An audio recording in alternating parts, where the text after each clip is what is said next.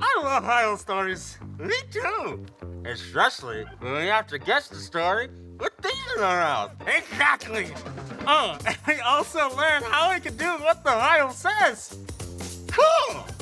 Today, our MISH.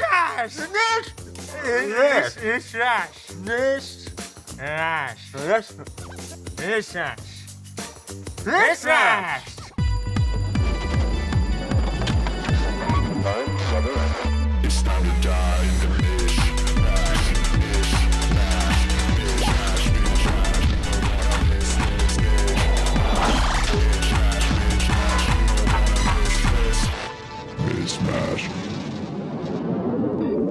If you couldn't understand us a second ago, we're gonna play a game called Speak Out Storytime.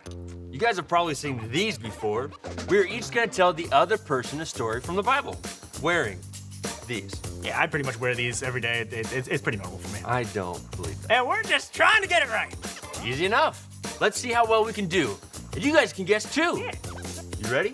Oh yeah, let's do it. Okay, we should. Rock, paper, scissors, but we gotta put these things on. Yeah. Smile, Taylor. Smile. Hey. Okay. Rock, paper, scissors, and then. Yeah. Ready? Rock, paper, scissors, shoot!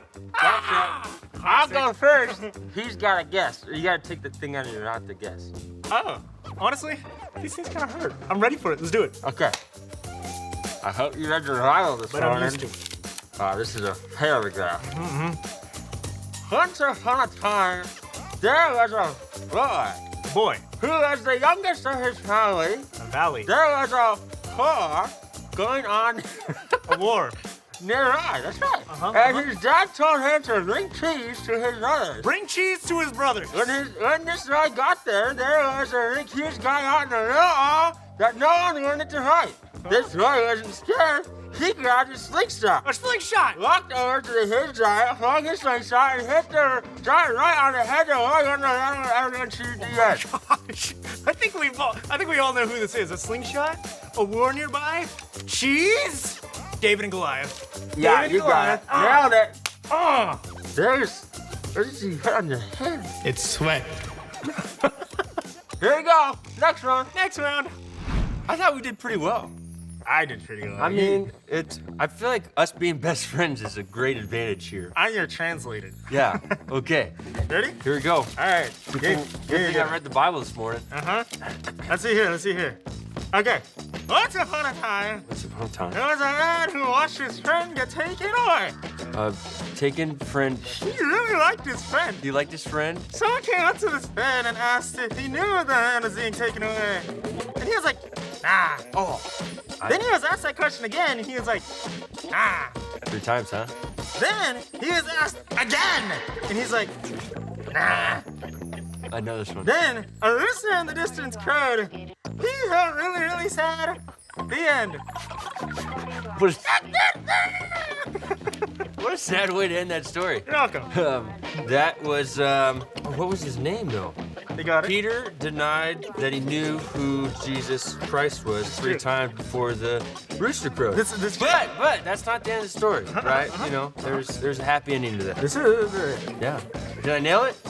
Yes! Okay. All right. Caleb and I are professionals, so obviously that was a bit too easy, you know? Yeah. So, speed round, 15 seconds on the clock. You ready, Caleb? Here we go. I'm gonna nail this. 3. You can't. I'm reading it to you. Oh, yeah, that's right. The instructions, Kristian. Oh, oops, my bad. 15 seconds on the go, race, set, go. Once upon a time on the land of the earth, there was rivers, God, a huge rain. This rain would last a very long time, over a month. God told this person to gather 2 of each animal. He has also told them there's a huge road for all the animals to go. Then Wait. the rain started pouring, Wait. and it poured for 40 days and 40 nights. 30, 40 days, 40 nights. Noah in the ark. Yes! Ah! Nailed it. Let's go. Next one. Next round. 50 seconds on the clock. Ready, set. Once upon a time, there were 2 sisters that had a brother. The brother's not feeling on and actually fell asleep. And not a real sleep, if you know what I mean. The sisters told their friend about their brother. He went to the spot where the brother was told to wake up. And you know what I mean. He said his name real loud and the brother walked out and he was alive. Okay. He was dead. Okay, it's the 2 people that went to the Jesus. Hurry up! I don't know their names, but they went. Well, no, your story reading. You have 15 seconds to read the story, and then I can guess. Okay, fine. Go ahead and guess, Caleb. The instructions, Christian. Pay attention to the instructions. 2 people went to Jesus' tomb after he was crucified, but the angel was like, he's not here. He's alive. And they were like, yeah. And then they went and told the disciples. And everybody, now we have the church. So. Is that the story? I don't know yes. No. What is it? No. It's Lazarus. Is Lazarus being raised from That the was dead? another guy that died that was raised. Yeah. That was raised. Sorry. There's so many of them that died and then was raised. There's not. I don't think there's not that. Okay, all right. Next round. Here we go. We're making it speedier. We're going even faster. 10 seconds on the clock. Right up here. Or here. No, that doesn't. Let's do it. Okay. Once upon a time, God told all his workers to go to a certain city. The guy didn't like this city at all. He thought all his heroes were arena and he didn't do the right thing. So the guy said no, so God sent a big fish. That's it. That's 10 seconds. That's 10 seconds. There was an arena? No, there wasn't. Arena. There was a big fish. The Polar Express. No. Okay, Arena. I got nothing in my mind about arena, so I'm just gonna throw a wild guess. Joseph in Egypt. No, you're wrong. Oh. It's Jonah. It's a big fish. You know, in all honesty, I count that as a win. I got the correct. first syllable right. Jonah, Joseph. 10 seconds on the clock. Here you go. Once upon a time, there was a group who called the disciples, and they're on a boat in the middle of the sea. While they were out there, they looked at the distance, saw a person walking towards the hills, walking on water. This is crazy, they thought. Then one of them jumped out of the water, and they walked to it. I know this one. This is Jesus walking on the water towards the disciples in a storm. Oh, yes! And then Peter's like, yo, dude, let me come out there and Let me try walking. And then he comes and walks out and he's like, wow, I'm walking on water. And Jesus said, look at me. Yeah, but then he started to look at the storm around him And then he he's like, started singing. oh, no, Jesus, Jesus, Nailed it. Nailed it. Nailed it. This time, both of us are going to be learning it. Yeah. Caleb's reading the story this time. I'm gonna read the story. He's gonna guess he's ostrich in the house of ostriches. 10 seconds on the clock. Let's Here hear we it. go. Once upon a time, there was a man who was leading a huge eagle away from the bad guys. The bad guys started chasing them. The eagle got to a big seed, obviously this they is couldn't chaos cross right it. here. But this, A huge girl, he away from the hot guys. There was one guy. His name is Moses. Moses. Moses. Moses.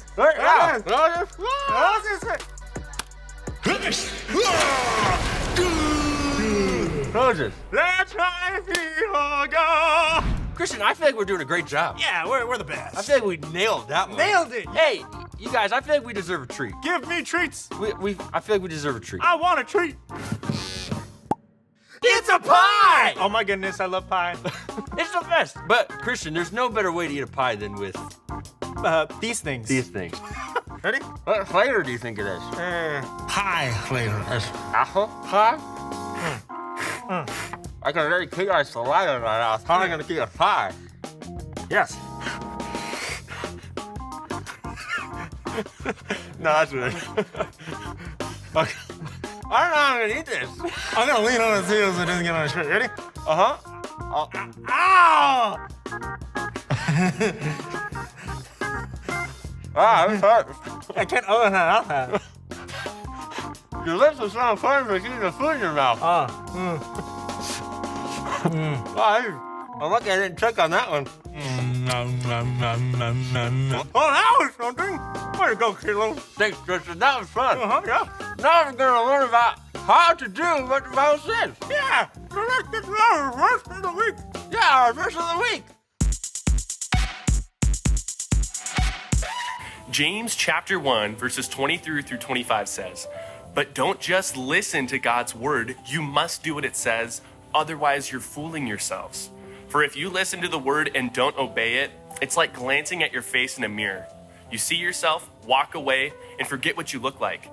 But if you look carefully into the perfect law that sets you free, and if you do what it says and don't forget what you heard, then God will bless you for doing it." No joke, I have seen this truth happen in some crazy ways. Let me tell you a story. This story is about a girl named Nora, and Nora's family never actually went to church. They lived their weeks without really involving themselves with Jesus much. At this time, she was about 10 years old, and a lot like you, she spent her time after school watching a whole lot of TikTok. One day, Nora's feed began showing her videos of people actually talking about Jesus.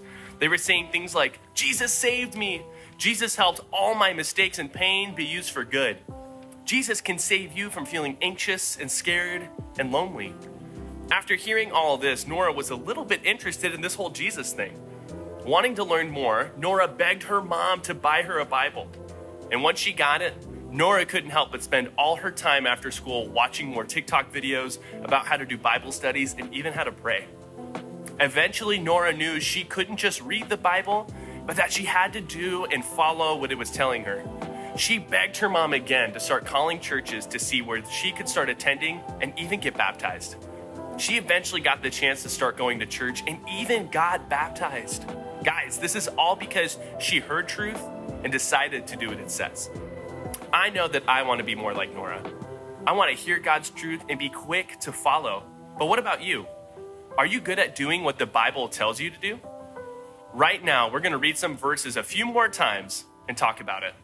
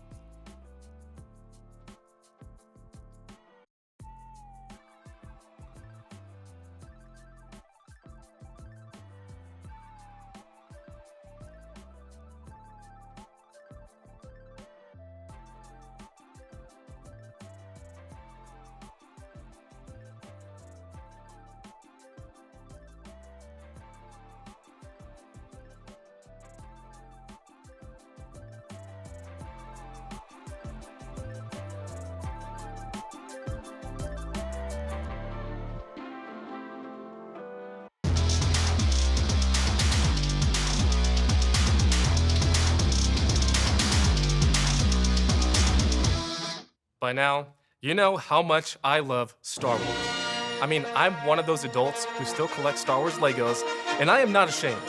And my dream would be to have a whole room in my house dedicated to Star Wars Legos. And hopefully we can all agree that one of the best Star Wars movies is Episode 3, Revenge of the Sith. It has one of the most iconic fight sequences of all time between Anakin and Obi-Wan. Now, Anakin is turning to the dark side, and Obi-Wan is trying the best he can to get him back to the light. And it leads to this epic brawl on a volcano planet. There's also a lot of iconic lines from that movie, like, You thunder against me! This is where the fun begins. Do it. Anakin, my allegiance is to the Republic, to democracy! So uncivilized. Only a Sith deals in absolutes. Execute Order 66. It's over, Anakin! I have the high ground! You underestimate my power! as much as I've cried over this thought, Star Wars isn't real. It's just a movie. I have to accept that.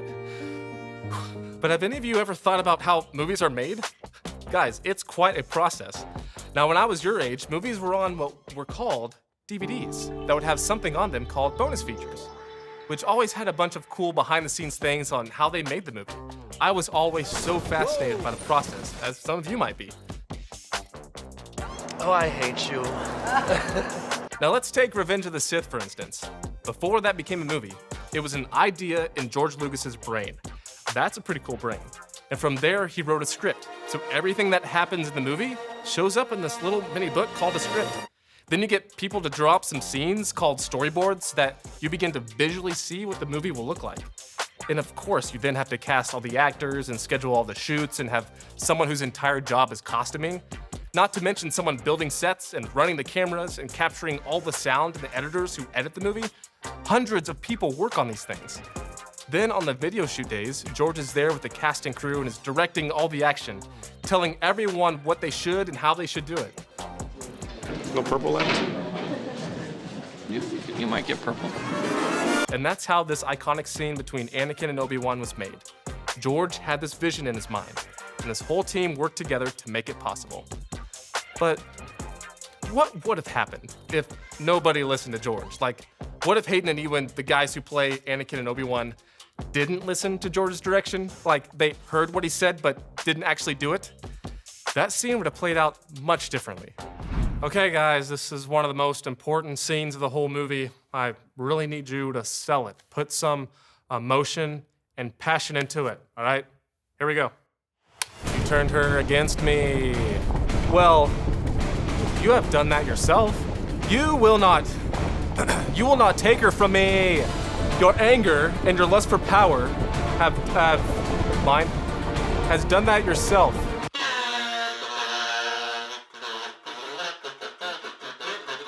You have allowed this darkness to infiltrate your mind so that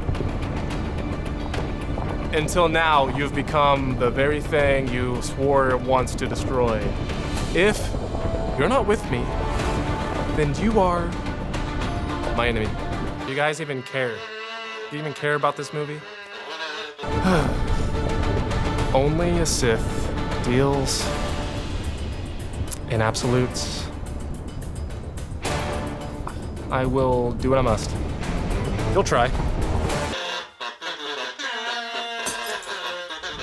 Yeah, that scene wouldn't have been good at all. No movies would be good if no one actually did what the directors or the script said to do. If you read the script but don't say the lines, what's the point?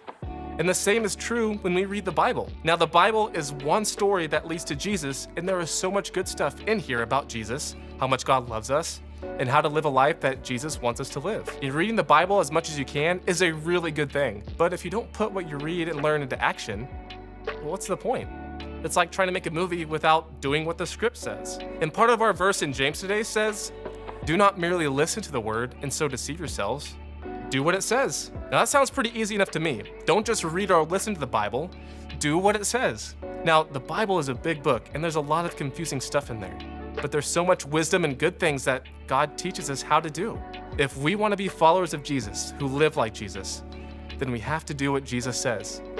Now, the next time you read the Bible, ask yourself, how can I live this out? how can I put this into action? How can I live like Jesus with what I just learned?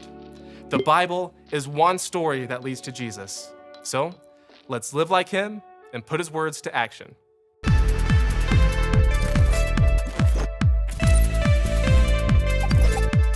MISH.